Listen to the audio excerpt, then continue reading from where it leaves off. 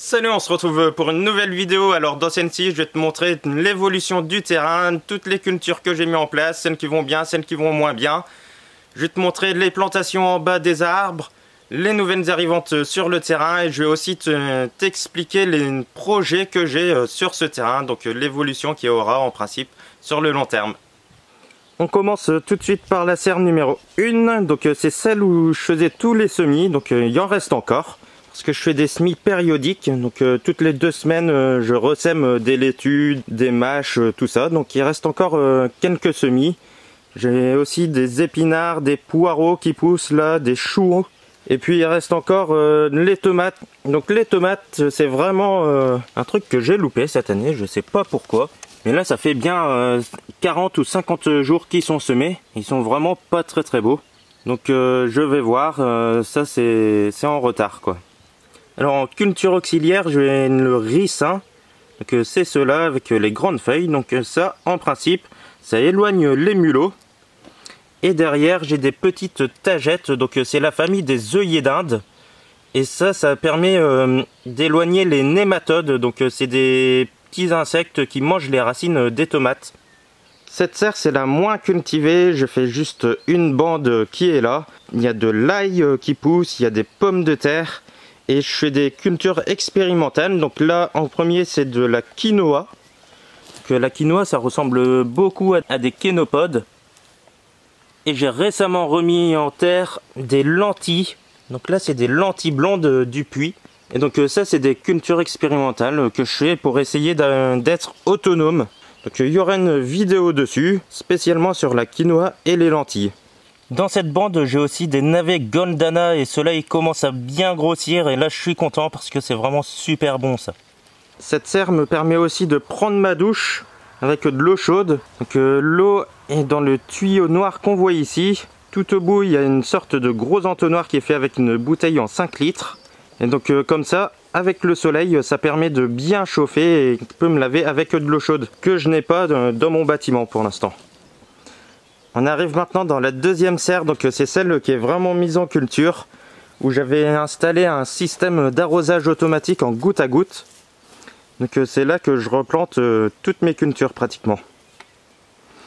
Donc, dans les cultures qui réussissent bien, j'ai les choux rouges qui sont vraiment beaux.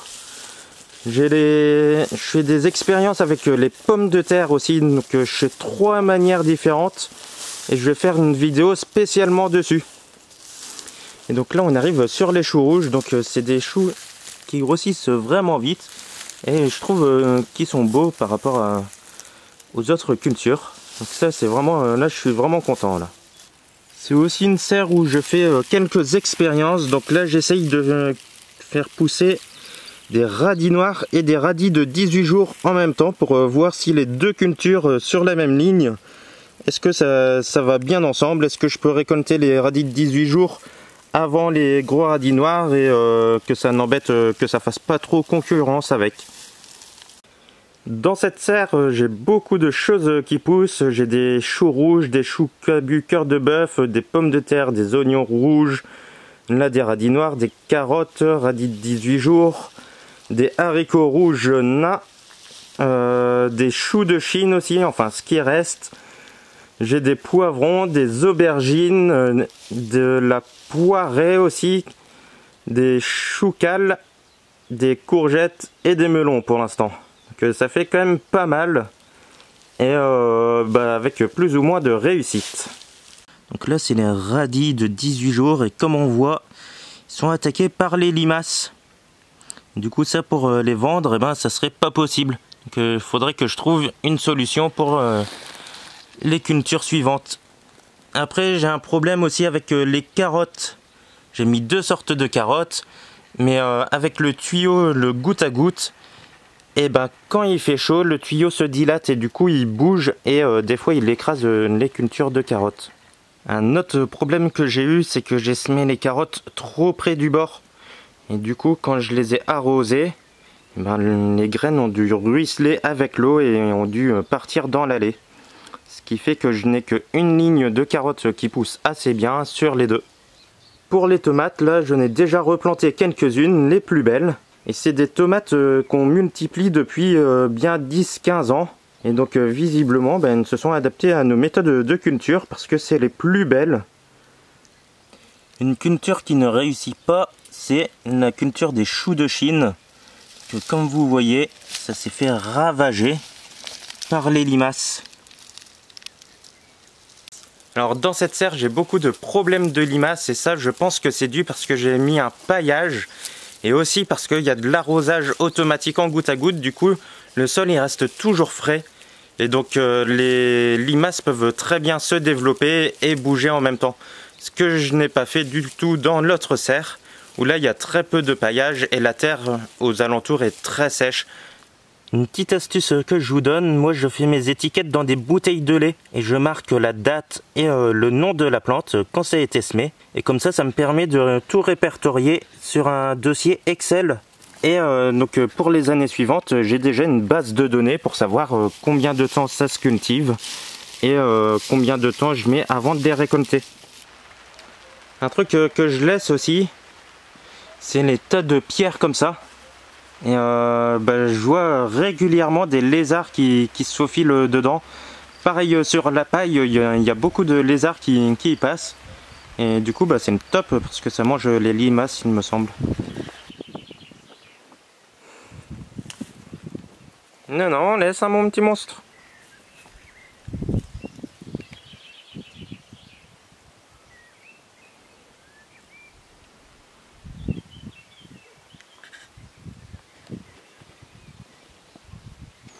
On est dans la 3e serre, donc c'est là où il y a le plus de travail à faire, le plus d'aménagement à effectuer et de nettoyage. Et donc tout ça, ça prend du temps. Après, ça serait en principe la serre où je vais faire tous les semis. C'est la plus petite, donc ça va me permettre de faire tous les semis dedans. Ici, je vous avais montré dans une vidéo précédente, dans la première vidéo, comme quoi j'avais mis des pommes de terre. Ils poussent un petit peu mais j'en prends vraiment pas soin, je les arrose très rarement donc c'est triste. J'ai toujours la pépinière qui est là et là par contre ça se développe assez bien. Avec cette petite remorque, j'ai comme projet de faire un poulailler mobile comme ça que je pourrais transporter dans tout mon terrain et qui pourront me nettoyer différentes parcelles petit à petit. Au bout de la serre, je suis en pleine réflexion pour créer un bassin qui me permettrait de récolter l'eau de pluie qui tombe sur cette serre et qui serait à peu près par ici. Que ça serait un superbe apport de biodiversité. On arrive sur les grosses buttes de culture. Donc là j'ai commencé à bâcher une butte. Donc ça sera toujours pour désherber par occultation. Comme ça m'évite de travailler le sol. Ça m'évite de passer énormément de temps à désherber. On passe ici sur la culture des courges. Donc c'était la dernière vidéo que j'ai faite. Et là il y en a qui reprennent bien. Et il y en a par contre qui se font dévorer par les limaces. Comme ici. Voilà, là c'est un pied de butternut. Et les butternuts, c'était des petits pieds. Et ils se sont fait complètement ravager par les limaces. Voilà, il y a juste la tige qui reste. Donc ça c'est pas grave, hein. J'en avais mis vraiment beaucoup. J'ai 10 pieds de courgettes en tout, de 2 sortes différentes. Et après le reste en tout j'ai 30 pieds de courges. Donc des potimarrons, des courges spaghetti, des butternuts. Courges pour faire des graines aussi j'ai testé. Et puis voilà, après des sucrines du berry aussi. Donc j'ai mis un tout petit peu d'anti-limaces. Mais bon ça le fait pas. Il n'y a vraiment que les plus beaux pieds qui restent en fait. Ceux qui sont vraiment grands en pied, ils ont résisté à l'assaut des limaces et les autres ils sont déglingués.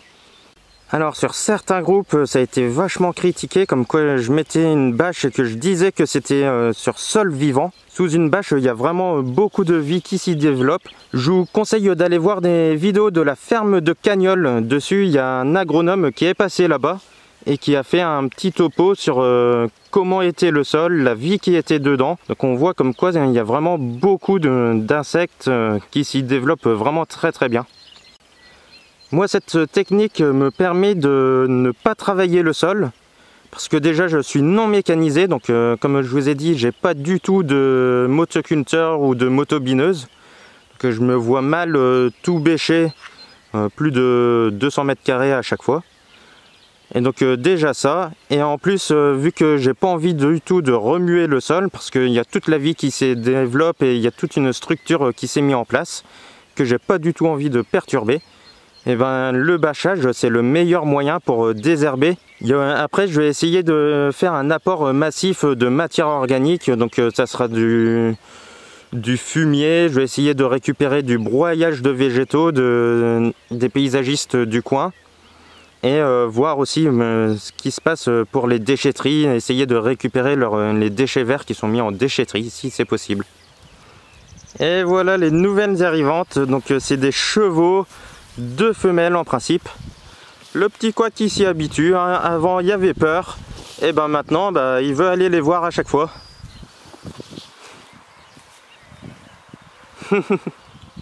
J'ai eu de la paille gratuitement et en contrepartie il y a des chiots qui pâturent sur mon terrain et donc moi ça me va. Comme vous voyez le terrain il est bien tondu par rapport à là à gauche où c'est pas du tout entretenu. Et donc moi ça me permet que ça soit tondu et donc ça m'évite de faucher tout ça. On arrive maintenant dans la plantation des arbres, donc pour rappel il y en avait plus d'une centaine qui ont été plantés cet hiver. Et ils repoussent plutôt bien, il n'y a pas trop de dégâts, il y en a quelques-uns qui se sont fait un petit peu manger par les chevreuils. Ou sinon, il y a l'écorce aussi qui a disparu sur certains, mais bon, c'est vraiment très rare sur les 100 arbres qui sont plantés. J'ai détouré les pieds des arbres à la faux, j'en ai acheté une il n'y a vraiment pas très longtemps. Donc c'est l'un des premiers trucs que j'ai fait. Et c'est vraiment très agréable à faire, il n'y a aucun bruit et ça va pratiquement aussi vite qu'avec une débroussailleuse. Et là j'ai un petit chien grimpeur, voilà, hop, à la découverte du monde. Ah là là, il est magnifique. Voilà, c'est la fin de cette vidéo, donc comme vous avez pu entendre, il y a tout plein d'autres vidéos qui sont en cours d'exécution mais qui sont sur le long terme, comme la culture de la quinoa, des lentilles, des pommes de terre aussi. Donc tout ça c'est sur du long terme que je vais faire. Donc ça mettra un petit temps avant de sortir. Et voilà, donc là on va se quitter, hein. On va se retrouver pour une prochaine vidéo, je sais pas quand, je sais pas encore le sujet pour l'instant. Si vous avez aimé, n'hésitez pas à liker, à commenter, à la partager autour de vous, la vidéo. Et nous, on se retrouve pour une prochaine. Allez, salut! Et alors, tu fais quoi? Tu admires la beauté du paysage? C'est ça mon petit couac? Bon, ouais.